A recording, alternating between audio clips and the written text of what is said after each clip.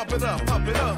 It's the day with This is the Trae. day to gain inspiration, to make a positive change in the nation.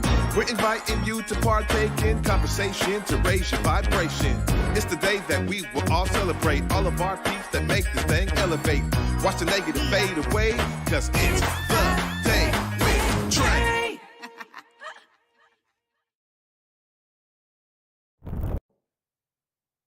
Grand Rising, everyone. Welcome to the Day with Trae. I'm your host, Trae Holiday. Want to welcome you to a terrific Tuesday episode. Really excited to have the CEO of the YMCA of Greater Metro Seattle, Loria Yeadon, is back joining me once again. We're going to be talking about this amazing luncheon they have coming up.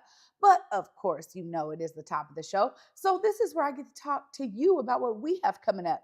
And that means we have you coming up to help us make this show grow. Go ahead and share it with folks who you feel could benefit from the daily dose of dopeness we give you here on the Day with Trae. And if you can't watch our TV show, we still have you covered. You can listen to us anywhere you find your favorite podcast. Just search Converge Media Network and the Day with Trae. You'll find me wherever your favorite podcasts are.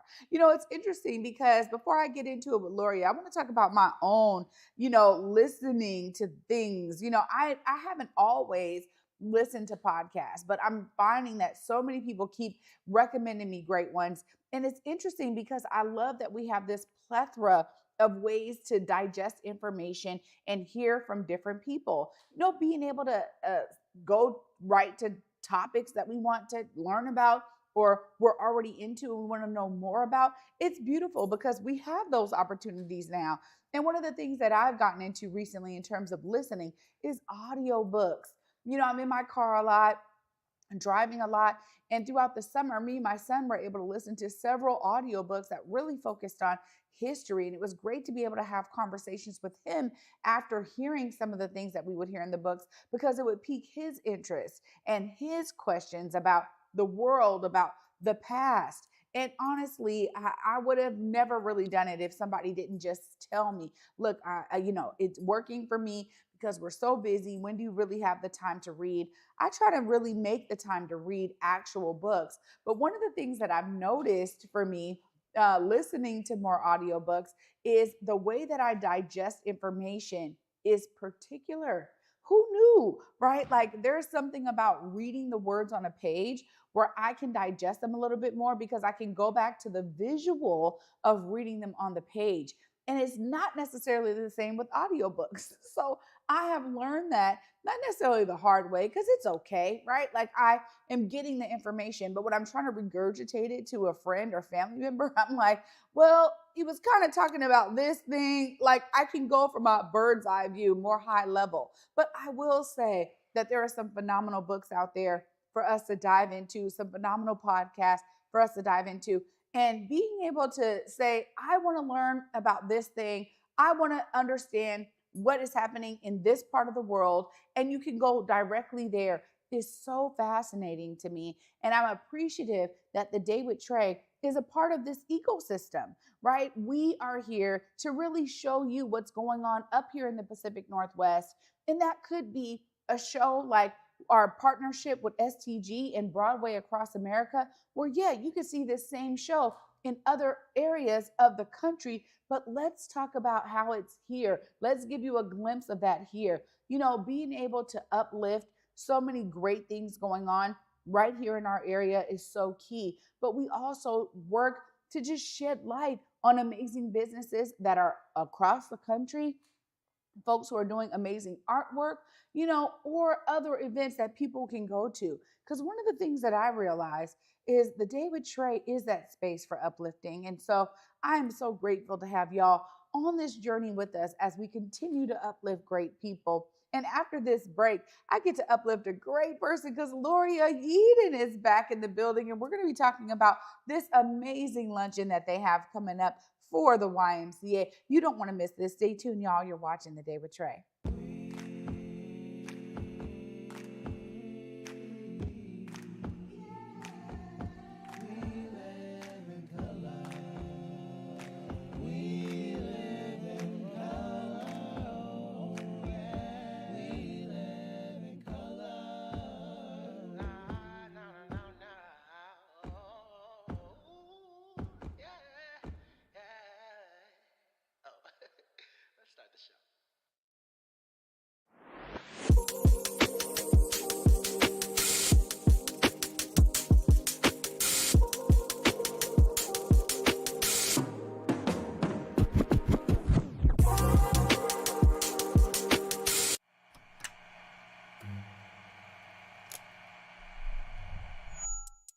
Hello, welcome to Elite Insights with Carlos Imani.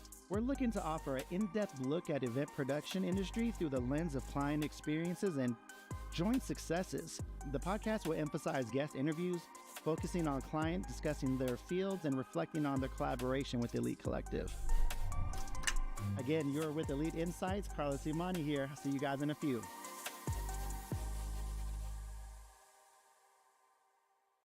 Big Tobacco thinks they know everything. They think they know you, your community, the places you go, and the way that you spend your time. They think they got you all figured out, down to a formula, a calculation based off of numbers of what they think they know. Show them they're wrong. Learn more at theythinktheyknowyou.org.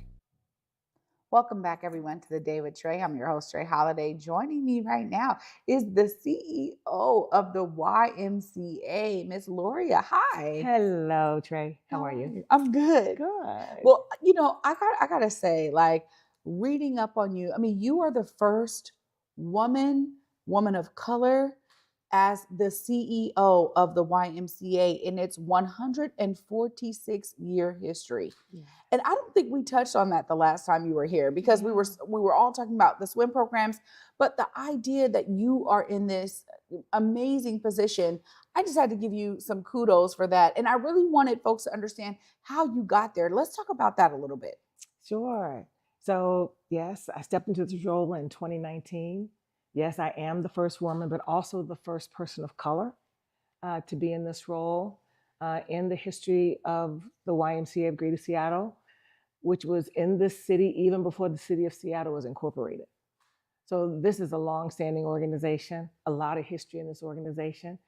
Thank you for giving me kudos. I really give kudos to the board of directors and the community.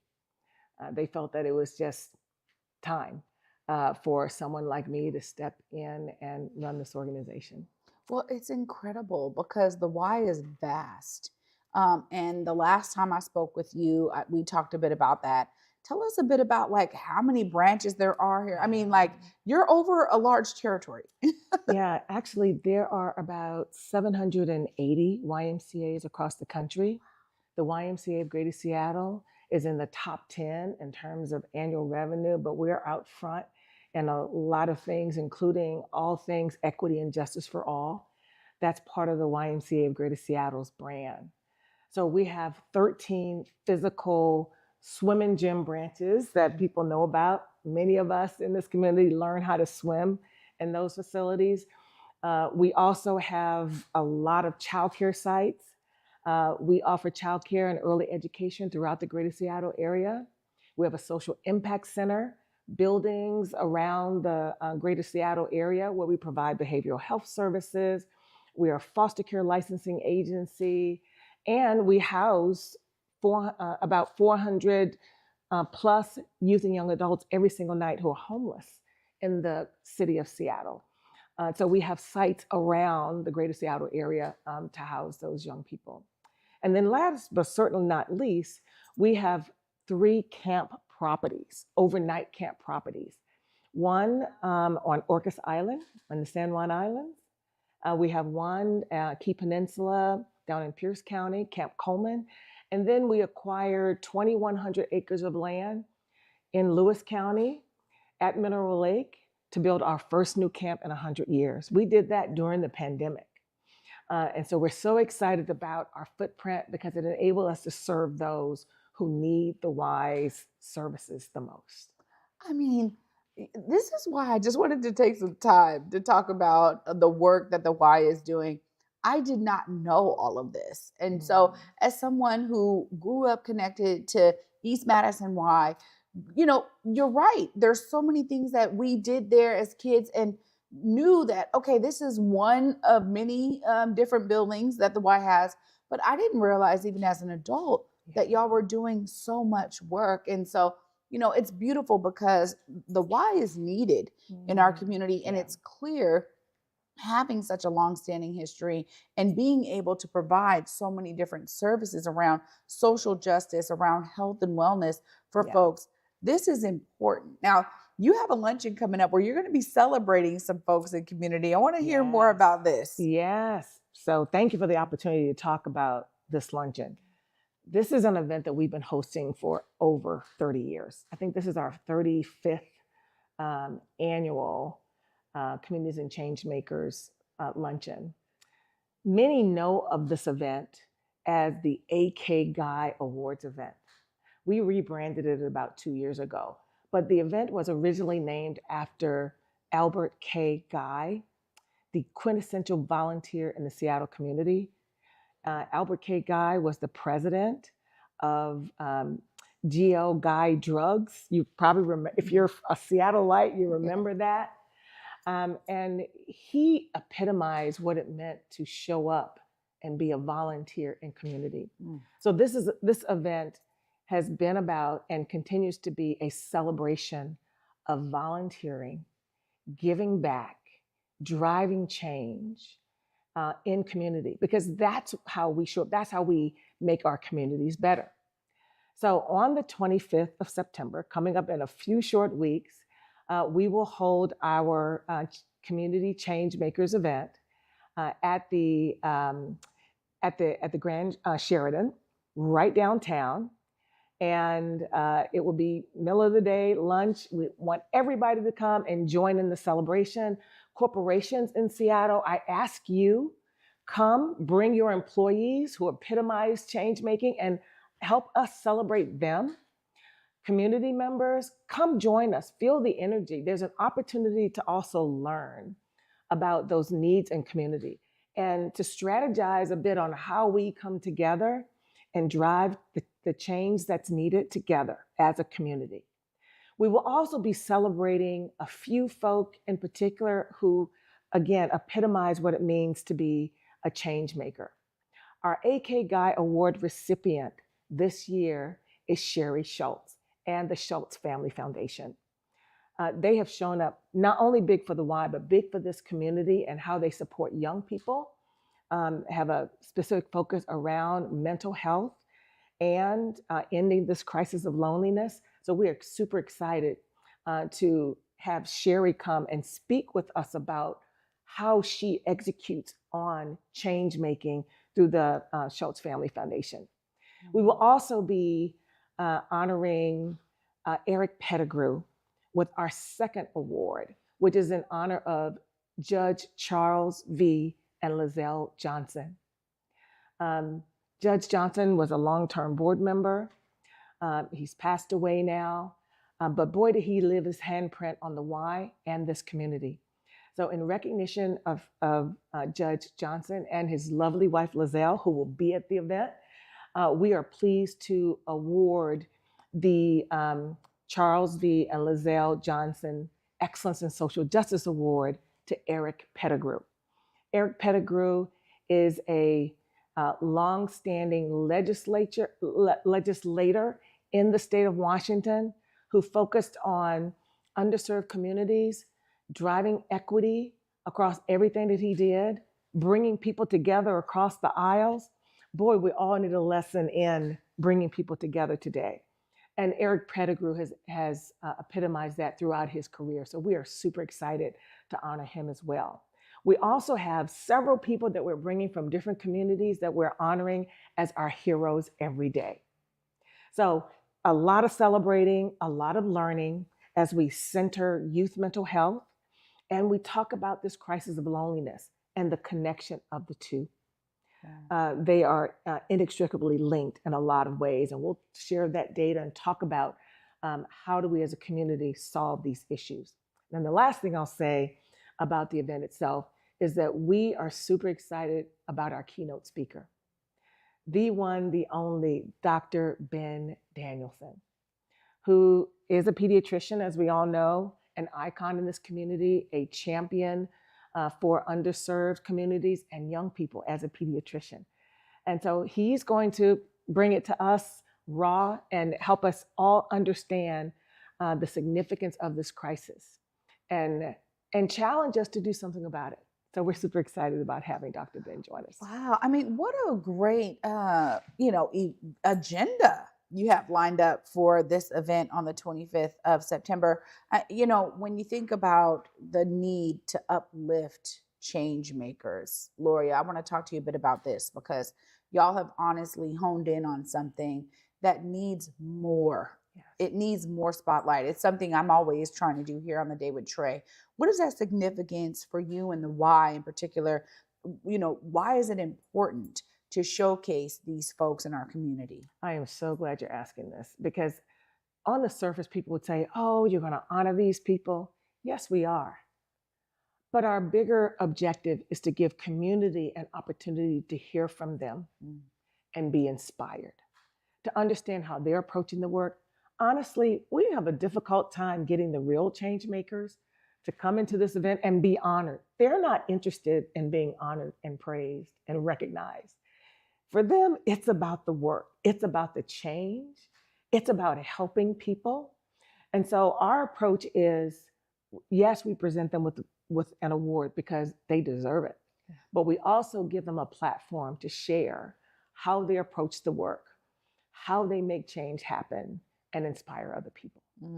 I just really appreciate hearing you say that. I'm always talking about inspiration, and how inspiration for me it goes beyond like, oh man, that made me feel good, or it's great to know that somebody in my community is doing something amazing.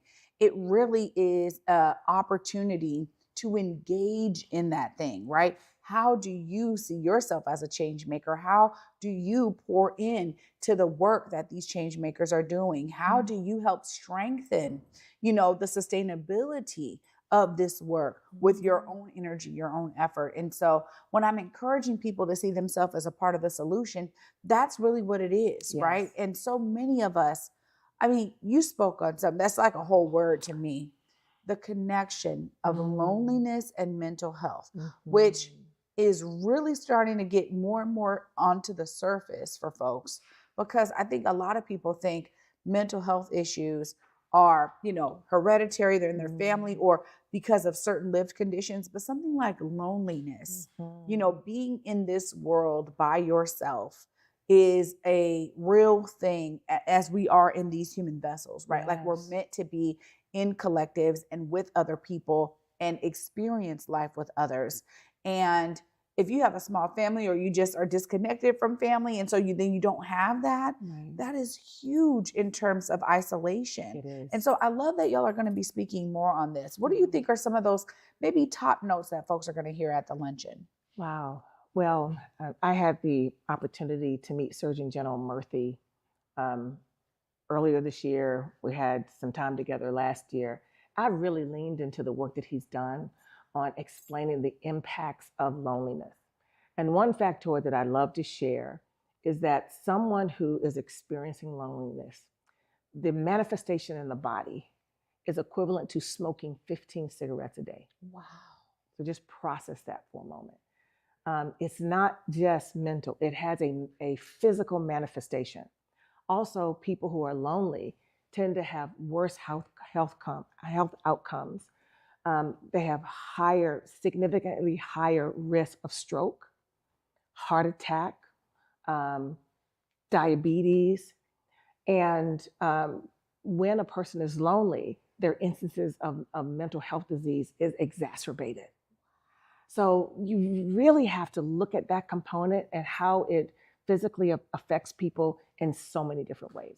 So we're shining a light on that. The pandemic threw us all a curveball. I mean, the way we kept ourselves safe is to be socially distant. Well, there was a price for that. And that was the right thing for us to do at the time. We saved lives by doing that. Now we're at a place where we have to rebuild those human connections.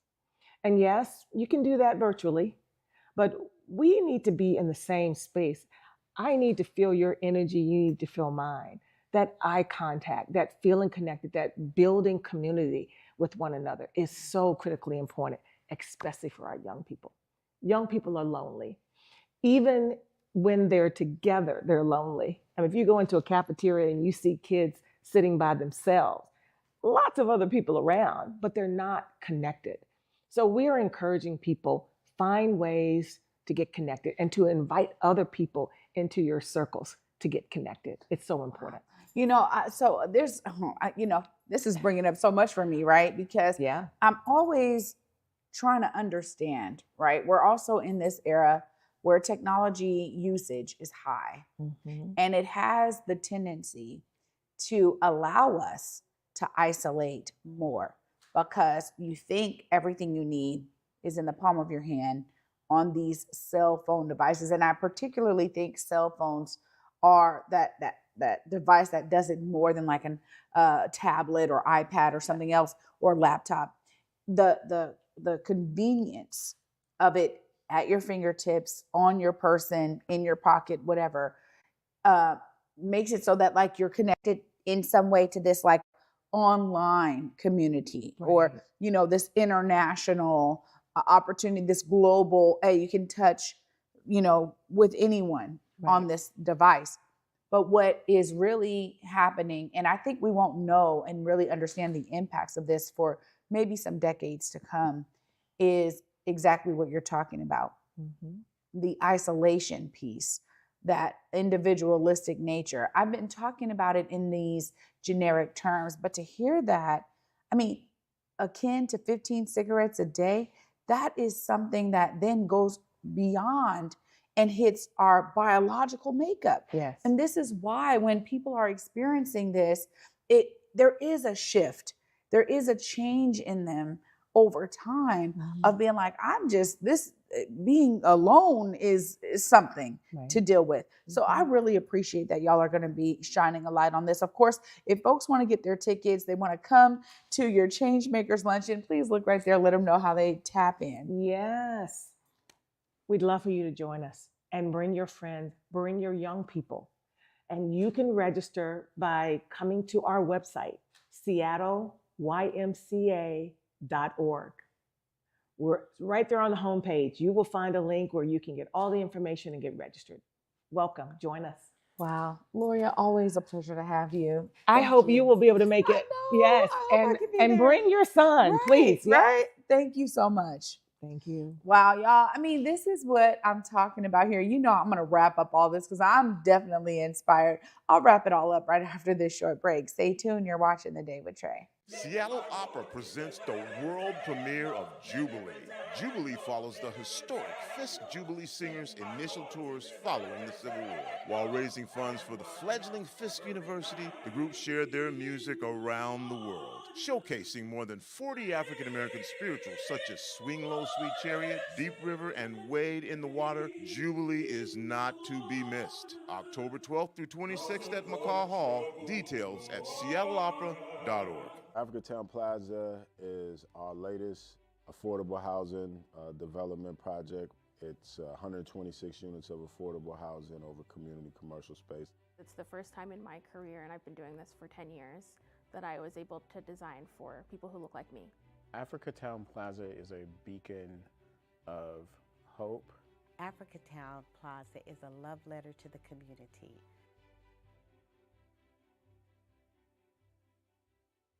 Here on Back to Besa, it's always been important to me that we uplift stories from across the region, and that no matter where you live in the nation, you never have to miss a moment of the show as we continue to highlight the beauty, excellence, and resilience of our communities across the Pacific Northwest. Why?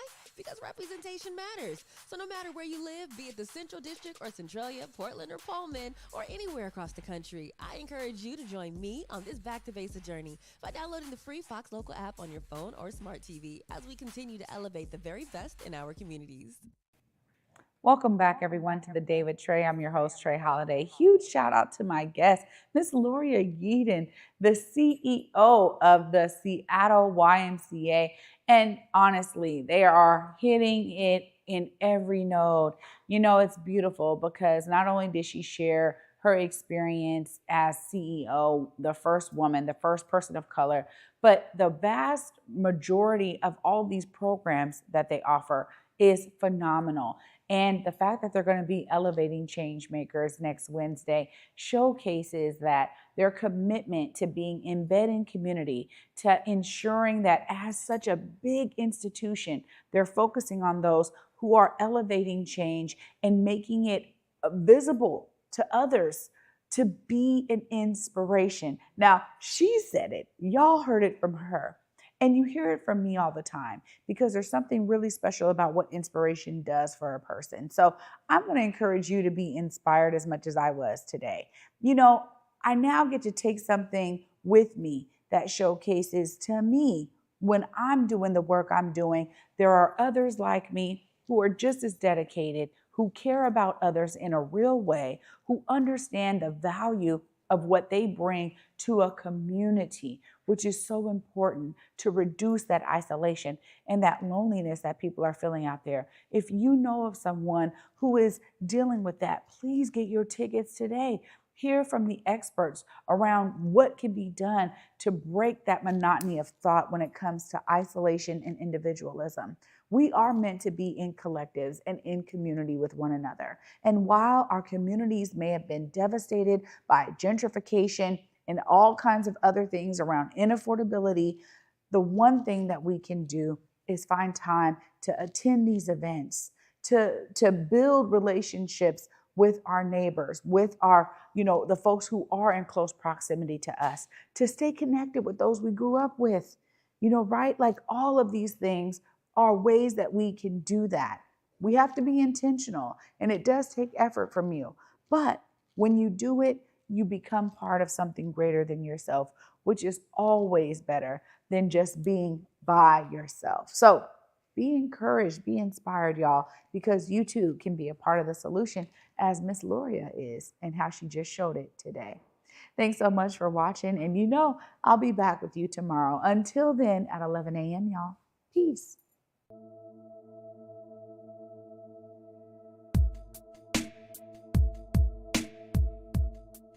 Converge Media produces culturally relevant content for Black and urban audiences. Our coverage is raw, transparent, and objective, praised by community leaders, government officials, and residents. Support Converge Media today via Venmo, Cash App, or PayPal at Converge Media.